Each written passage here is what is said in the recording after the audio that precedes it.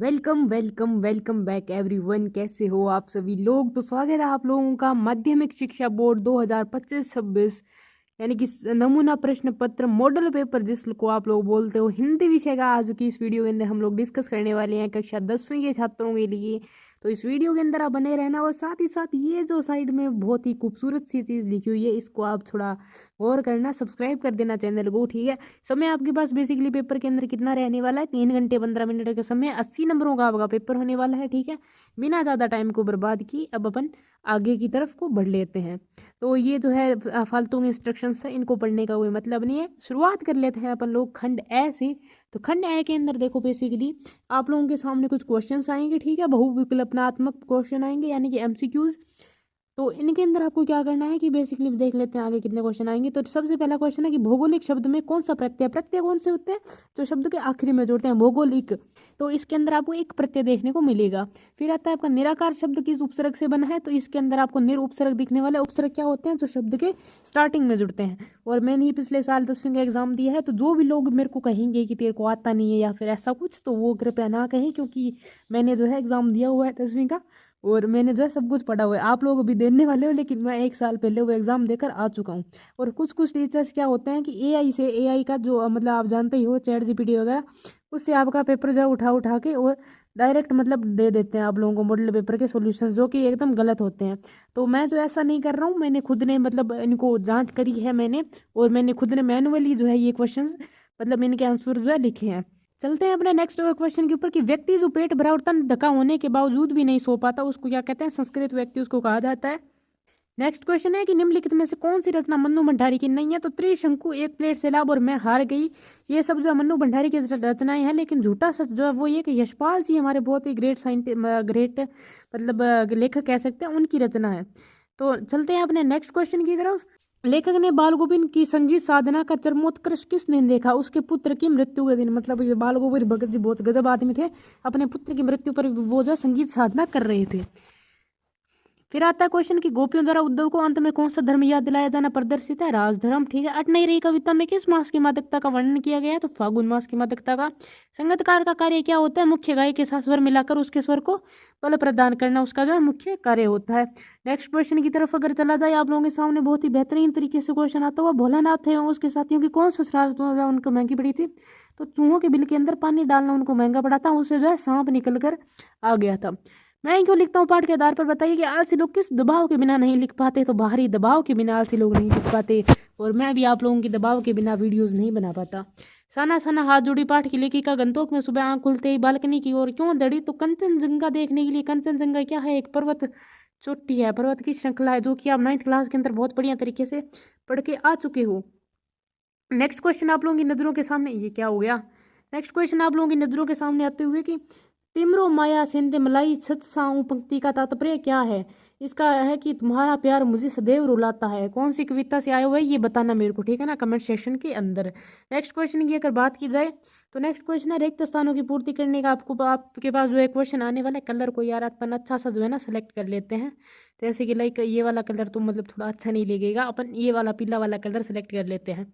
तो नेक्स्ट वाला क्वेश्चन आएगा आपके रिक्त स्थानों की पूर्ति में से कि जिस क्रिया का फल कर्ता को छोड़कर कर्म पर पड़े वह सहकर्मक क्रिया कहलाती है। वे विशेषण जो किसी पदार्थ के गुण दोष रूप रंग आकार आदि का बोध कराते हैं उन्हें गुणवाचक विशेषण कहते हैं। वे शब्द जिनके स्वरूप में लिंग वचन काल आदि से कोई परिवर्तन नहीं होता उन्हें अविकारी अव्यय शब्द कहते हैं। और आपके मॉडल पेपर में से भी क्वेश्चंस बहुत सारे आते हैं बोर्ड के आपके पेपर के अंदर, ठीक है ना। आप 2-3 सालों के मॉडल पेपर कर लेंगे जो कि मैं आपको कराने वाला हूँ, और बोर्ड के पेपर भी आपको मैं पीवाईक्यूज वगैरह के रूप में करवाने वाला हूँ। नेक्स्ट क्वेश्चन आप लोगों के सामने आता है कि सर्वनाम के कितने भेद होते हैं। सर्वनाम के 6 भेद होते हैं, 6 के 6 यहाँ पे आपके लिखे हुए हैं। पुरुषवाचक, निजवाचक, संबंधवाचक, प्रश्नवाचक, निश्चयवाचक, अनिश्चयवाचक। स्वागत शब्द में कौन सी संधि है, तो यण संधि होती है। रात दिन शब्द में कौन सा समास है, तो द्वंद्व समास जो है रात दिन शब्द के अंदर होता है। और तो नेक्स्ट क्वेश्चन की अगर तरफ अपन अगर चलें, तो नेक्स्ट क्वेश्चन आप लोगों के सामने क्या आता है। नेक्स्ट क्वेश्चन आप लोगों के सामने आएगा, ये जो है एक अपठित गद्यांश है, ठीक है ना। अपठित गद्यांश बहुत ज्यादा ईजी होते हैं। तो निम्नलिखित अपठित गद्यांश को पढ़कर जो है आपको दिए गए प्रश्नों का उत्तर देना है। सबसे पहला प्रश्न क्या है कि भारतीय राष्ट्रीय आदर्श क्या है, तो त्याग और सेवा है। आप यहाँ पे देख सकते हो, मैंने मेंशन भी किया हुआ है। दूसरों के लिए सोचने से हृदय में किस प्रकार का बल आ जाता है, तो सिंह का सा बल आ जाता है। ये देखिए यहाँ पे लिखा हुआ है बहुत बढ़िया तरीके से। ये मैं जो है ना इसका कलर थोड़ा सा चेंज कर देता हूँ, यहाँ पे ये वाला कलर जो है थोड़ा जच नहीं रहा। तो नेक्स्ट क्वेश्चन है, स्वार्थी शब्द का विपरीतार्थक शब्द गंध्यास में छांट कर बताइए। तो निस्वार्थ इसका विपरीतार्थक आ जाएगा।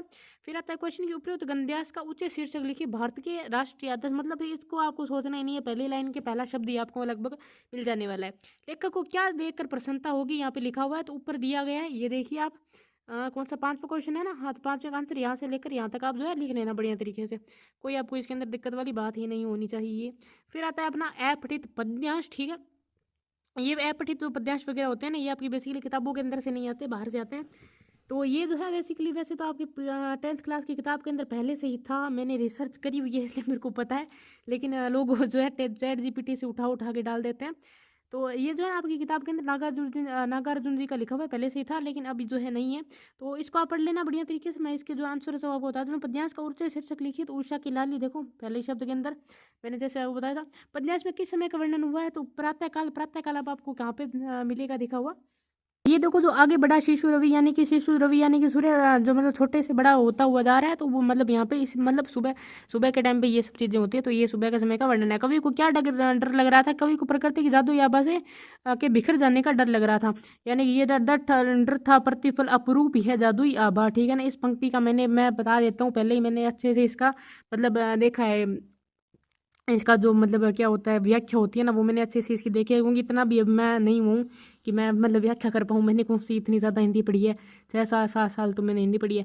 कभी हिमगिरी किसे कहते हैं, बताने की जरूरत ही नहीं होनी चाहिए, आवश्यकता ही नहीं होनी चाहिए। हिमालय को जो है हिमगिरी जो है कहा जाता है। नेक्स्ट क्वेश्चन की तरफ अगर बढ़ा जाए, तो हिमगिरी के शिखर किससे निखर आए हैं, उषा की लाली से। अगर पिछले में आपने ढंग से देखा हो तो रवि को किसके समान बताया गया, तो शिशु के समान जो रवि को बताया गया है। नेक्स्ट आप पद्यांश को बढ़िया तरीके से पढ़कर आप इसके आंसर वगैरह जो है दे सकते हो। यहाँ पे देखो आपका पहला क्वेश्चन क्या कहता है कि आषाढ़ मास में प्राकृतिक वातावरण कैसा होता है। तो यहाँ पे आप देख सकते हो कि मैंने जो है बढ़िया तरीके से यहाँ पे मेंशन कर दिया है, यहाँ से लेकर के यहाँ तक। फिर आता है, नहीं ये मतलब सेकंड क्वेश्चन का आंसर है। पहले क्वेश्चन का आंसर आपका यहाँ से लेकर के यहाँ तक दिया हुआ है, सॉरी कोई गलती मिस्टेक हो गई मेरे से। फिर आपका तीसरे क्वेश्चन क्या, किसके संगीत की स्वर की तरंग सुनकर मतलब कानों में उनकी आवाज़ आ रही थी, तो ये तीसरा आंसर है तीसरे का। और दूसरे का आंसर जो है ना, ये यहाँ से लेकर यहाँ तक दिया हुआ है, ठीक है। आप इसको पढ़ लेना, मतलब पठित गद्यांश है वो, तो मतलब आसानी होते हैं क्योंकि वो पढ़े हुए होते हैं। अथवा वाला मैं आपको इसका करवा रहा हूँ, ठीक है। अथवा वाला भी मतलब गद्यांश वगैरह तो खैर आप कर ही लोगे, गद्यांश वगैरह तो बहुत ज़्यादा आसान होते हैं। तो स्वतंत्रता संग्राम में युवाओं की क्या भूमिका थी, तो पहले क्वेश्चन का आंसर देखो यहाँ से लेकर यहाँ तक आप लिख सकते हो। तो दूसरा क्वेश्चन है, शिला अग्रवाल की जोशी की बातों का लेखिका पर क्या प्रभाव पड़ा, तो यहाँ से लेकर के यहाँ तक आप ये लिख सकते हो। लेखिका ने स्वतंत्रता संग्राम में कैसे सहभागिता निभाई, तो यहाँ से लेकर के यहाँ तक आप बढ़िया तरीके से इसका जो है लिख सकते हो आंसर। फिर आता है अपना नेक्स्ट क्वेश्चन की पठित पद्यांश आता है, ठीक है ना। पठित गद्यांश वगैरह अपन लोग कर चुके हैं। पठित पद्यांश आता है, फसल क्या है, फसल वाली कविता में इसके लेखक का नाम आप मुझे कमेंट करके बता देना, किसका नाम, लेखक का नाम। तो लेखक का नाम आप मुझे कमेंट करके बता देना। तो आप ये पूरा पढ़ सकते हो। और अपन बात करते हैं इसकी आंसर की। तो काव्यांश में किन मानवीय मूल्यों की ओर संकेत किया गया है, तो हाथों के स्पर्श की गरिमा, यानी कि इंसान जो अपने हाथों से उनको स्पर्श करके जो मतलब अपने श्रम से जो फसल को बोता है, मतलब उसको बड़ा करता है, तब और ही आनंद आता है। आप बाकी इसको पढ़ लेना यार, ये तो आपकी बड़ी हुई है। मैं 1 साल हो चुका है, तो मैं कुछ भूलूंगा भी तो ना, साथ साथ में मैं अपनी पढ़ाई भी तो कर रहा हूँ। खेतों में लहराती हुई फसल को देखकर मन में क्या चित्र उभरता है, कल्पना के आधार पर लिखिए। कल्पना मतलब खुद के आधार पर लिखना है कि धरती पर हरियाली कितनी मनोरम है, यार इसे उत्पन्न करने में किसानों का जो श्रम है वो साकार हो रहा है, मतलब ठीक है, मतलब फायदा तो हो रहा है जो किसान श्रम कर रहे हैं। रूपांतर है सूर्य की किरणों का क्या मतलब है, कि तो सूरज ने ही इन फसलों को ऊष्मा देकर रूपाकार प्रदान किया, यानी कि रूप और आकार प्रदान किया है, ठीक है। इसके अंदर ज़्यादा कुछ आपको डाउट होना नहीं चाहिए, क्योंकि पड़ा हुआ है भैया, देख लो। और ये तो भैया सबसे आसान पहले पार्ट का ही आ चुका है, ठीक है ना, बहुत इंपॉर्टेंट है ये। तो गोपियों ने श्री कृष्ण की तुलना किससे की है और क्यों की है, तो श्री कृष्ण की तुलना किसने की है, हारिल की लकड़ी से की है, क्योंकि हारिल जो पक्षी होता है ना, वो लकड़ी को अपने पैर के अंदर ऐसे पकड़े रखता है ना, फिर उसको छोड़ता नहीं है कई दिनों तक वो। और क्यों किया, क्योंकि मतलब गोपियां भी जो है ना स्वयं को हरिल के समान समझती है कि हम जो कृष्ण को ऐसे पकड़े रखती है और फिर हम छोड़ेंगे नहीं उनको। गोपियों का उद्धव द्वारा दिया गया योग संदेश कैसा प्रतीत होता है, तो कड़वी ककड़ी के समान, यानी कि कड़वी जो ककड़ी होती है ना उसके समान प्रतीत होता है। फिर आता है कि काव्यांश में रेखांकित पंक्ति का आशय स्पष्ट कीजिए, यानी कि ये जो लिखा हुआ है ना इसके आशय स्पष्ट करना है। यानी कि जब उद्धव जी जो है योग का संदेश लेकर आते हैं उन्हें गोपियों के लिए, तो वो कहते हैं कि ये तो आप उद्धव जी उनको सौंपिए जिनके मन चक्री है, यानी कि चंचल और चलायमान है, ठीक है। फिर आता है आपका नेक्स्ट, आपका जो खंड ब आता है, खंड ब के अंदर कुछ आपके क्वेश्चंस दिए हुए हैं, ठीक है ना। यहाँ पे बढ़िया तरीके से जो आप 7 से लेकर के 12 तक, 7 से 12 नहीं मतलब आगे भी क्वेश्चंस है, ये हो गए आपके 7 से लेकर 12 तक क्वेश्चंस, और इसके आगे आपके हो गए 13 से लेकर के आगे देखने कितने हैं, 13 से लेकर के 16 17 भाई ख़त्म ही नहीं हो रही है। तो इस बार मतलब बहुत क्वेश्चन दिए। 18 19 19 के अंदर जो है ना आपका क्या दिया हुआ है, 19 के अंदर आपका जयशंकर प्रसाद के व्यक्तित्व और कृतित्व का संक्षिप्त परिचय या फिर रामरक्ष बनीपुरी का, ये भी आप पढ़ के जा सकते हो। मतलब दोनों के इंपॉर्टेंट है। और वैसे आने को तो देखो, पिछली बार मैं क्या करके गया था ना कि इस पर क्या आता है ना कि एक लेखक का और एक कवि का आता है, तो मैं मतलब सिर्फ कवि कवि के पढ़ के गया था क्योंकि वो मेरे को जो है ना याद थे। लेकिन क्या हुआ कि 3 नंबर में पता नहीं 3 नंबर का था कि 2 नंबर का था, उसमें से लेखक का और कवि का दोनों का डाल दिया था। मतलब इस बार मतलब पिछली बार लोगों ने क्या, बोर्ड ने जो है ना गद्दारी कर ली थी हमारे साथ। तो फिर अपने चलते हैं खंडदया के अंदर। खंडदया के अंदर क्या है ना कि निबंध वगैरह दिए हुए हैं। देखो पहला विषय कौन कौन सा है कि मोबाइल फ़ोन छात्र के लिए वरदान या अभिशाप, पर्यावरण संरक्षण और युवा आत्मनिर्भर भारत, ठीक है ना। तो मतलब ये भी आने की संभावना है। पर्यावरण संरक्षण वाला तो ऑलमोस्ट लाइक हर बार आता ही आता है। आत्मनिर्भर भारत वाला भी आ सकता है, मोबाइल फ़ोन वाला भी आ सकता है। और आजकल तो भाई नई नई चीज़ चल रही है, चैट जीपीटी, ठीक है ना, एआई वगैरह, उनके बारे में भी पूछा जा सकता है। वो भी आप चीज़ मतलब करके चले जाना। कंप्यूटर वगैरह का यूज़ वगैरह हो गया।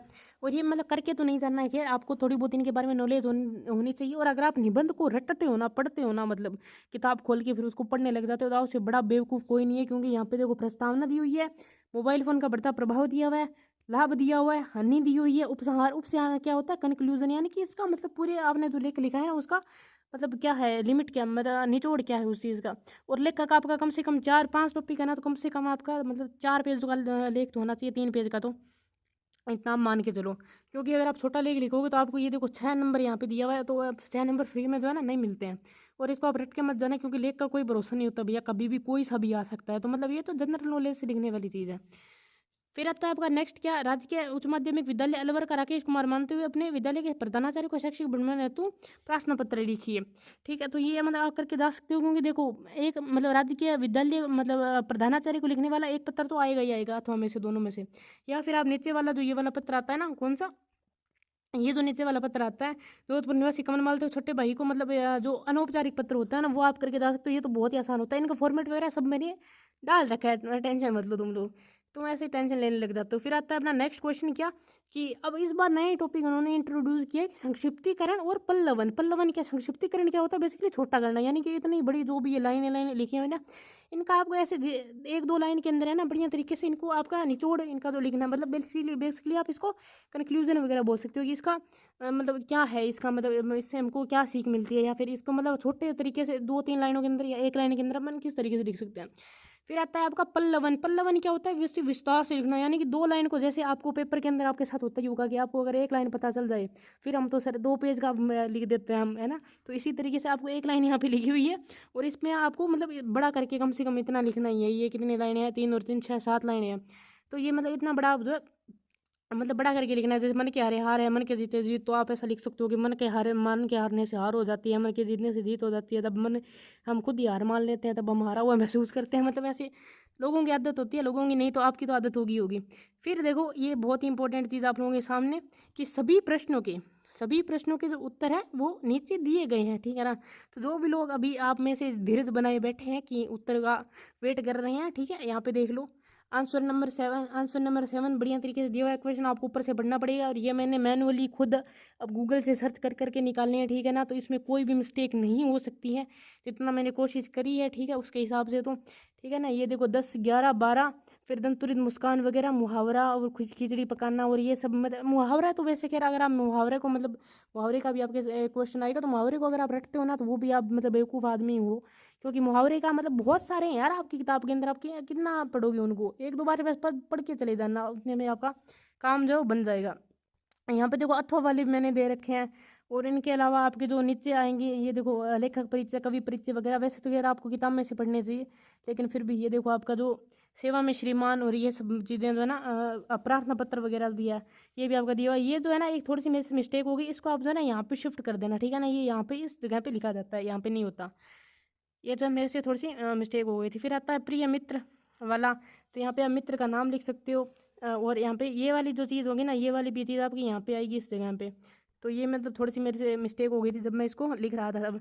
फिर देखो अब बात आ चुकी है, ख़त्म करने का टाइम आ चुका है, ठीक है। 15 मिनट की वीडियो रेडी हो चुकी है। मैं 1-1 घंटे के अंदर आप लोगों से पूछ पूछ के करवाता हूँ, उससे अच्छा है कि मैंने जल्दी जल्दी में निपटा दिया। और इसकी पीडीएफ आपको इस बार कहाँ पर मिलने वाली है? पीडीएफ आपको इस बार जो है ना डिस्क्रिप्शन के अंदर नहीं मिलने वाली है। इस बार आपको ज्वाइन करना पड़ेगा क्या? व्हाट्सअप चैनल की आपको लिंक कहाँ पे मिलेगी? व्हाट्सअप चैनल की लिंक मैंने डिस्क्रिप्शन के अंदर डाल रखी है, लेकिन कोई ज्वाइन ही नहीं करता। तो आप उसको जो है ना ज्वाइन कर लेना व्हाट्सअप चैनल को, वहाँ पे आपको इसकी पीडीएफ जो है ना बढ़िया तरीके से आपको मिल जाने वाली है। तो आज की वीडियो के लिए अपने इतना ही रखते हैं, ठीक है। Thank you, bye bye. यहाँ पे लिखा हुआ है तो इसका मतलब बाय बाय अब करने का टाइम आ चुका है। Thank you, okay so much.